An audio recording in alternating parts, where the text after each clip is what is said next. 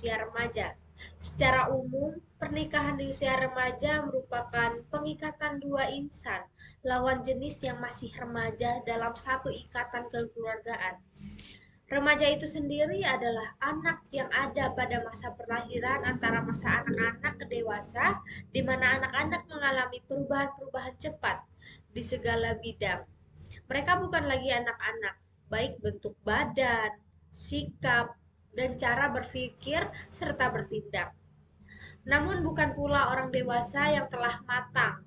Dua pernikahan di bawah umur yang belum memenuhi batas usia pernikahan. Pada hakikatnya disebut masih berusia muda atau anak-anak. Baik, slide selanjutnya adalah penyebab. Penyebab-penyebab dari pernikahan di usia remaja ada faktor ekonomi, faktor media massa, faktor pendidikan yang rendah, dan faktor budaya atau tradisi. Baik, kemudian adanya dampak pernikahan dini atau di usia remaja. Yang pertama adanya resiko terjadinya KDRT, kemudian dampak kecanduan, kemudian tingkat ekonomi yang rendah, kemudian faktor media massa, dampak terhadap psikologis, dampak terhadap perkembangan anak, dan yang terakhir ada dampak terhadap sikap masyarakat. Baik, di sini saya akan menjelaskan alternatif kebijakan. Menurut pasal 7 ayat 1 Undang-Undang Nomor 1 Tahun 1974 tentang perkawinan, usia minimal menikah bagi laki-laki adalah 19 tahun dan bagi perempuan adalah 16 tahun.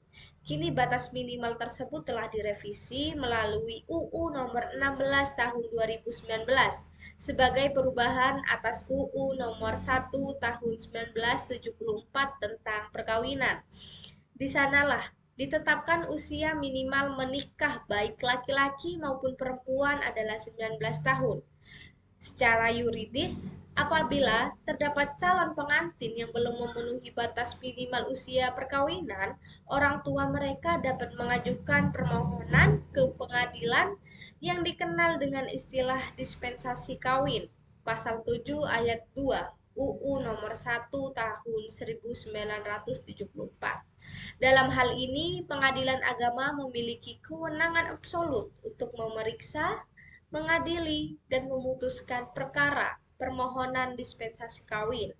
Atas hal tersebut, setelah berlakunya usia perkawinan minimal 19 tahun bagi laki-laki dan perempuan, pengadilan agama malah kebanjiran perkara permohonan dispensasi perkawinan.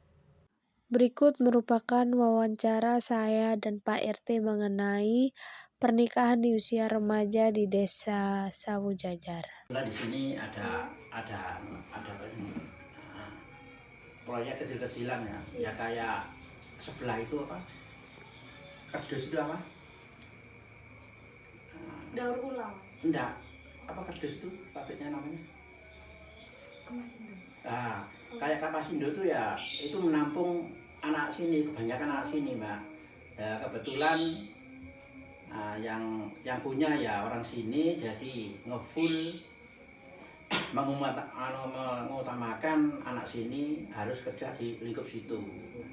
Nah ini sebagai RT sudah terima kasih kepada Kapasindo ya, sudah nampung anak-anak sini kerja di situ. Jadi ada hambatan untuk apa? Untuk mau ke keluarga itu sudah ada hambatan, Pak. Jadi ada hiburan sudah di kampungnya sendiri ada. Jadi nggak sampai keluar sudah ditampung. Baik, saya akan menambahkan kesimpulan yang bisa saya dapat dari Pak RT, usulan kebijakan. Dan yang terakhir, Komunitas menghadirkan tentang contoh pentingnya teladan. menunda pernikahan remaja dan fokus pada perkembangan pribadi mereka sangatlah penting, seperti mengatasi norma budaya, memberikan informasi yang akurat, mendorong alternatif yang lebih sehat, meningkatkan kesadaran tentang hak dan kesejahteraan anak, memperkuat dukungan sosial, dan mengalahkan perubahan sosial. Yang terakhir yang saya bisa simpulkan dari pernyataan Pak RT mengenai rencana tindakan, yaitu diperlukannya upaya yang terkoordinasi dan holistik yang melibatkan berbagai pihak dalam komunitas, seperti peraturan hukum yang ketat, penguatan pendidikan, memperdayakan perempuan dan anak-anak, kolaborasi dengan pemimpin lokal, tokoh masyarakat, pelayanan kesehatan reproduksi yang mudah diakses, pendidikan dan kesadaran, menggalakkan partisipasi komunitas, dan yang terakhir menghadirkan contoh teladan.